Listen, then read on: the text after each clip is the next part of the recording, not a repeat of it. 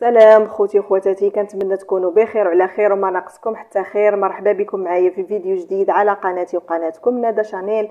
الا كنتوا زوار جداد للقناه فما تنساوش تضغطوا على زر الاشتراك وتفعيل الجرس باش توصلوا بجديد القناه. لايك للفيديو فضلا وليس امرا، وتعليقكم بخصوص الموضوع.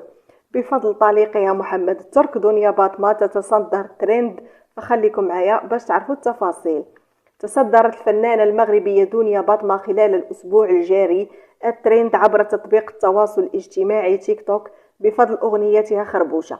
وتمكنت الفنانة دنيا باطمة من تصدر الترند عبر تطبيق تيك توك عقب تسريب أغنية خربوشة من طرف طليقها المنتج البحريني محمد الترك أثناء ظهوره في بث مباشر عبر التطبيق نفسه.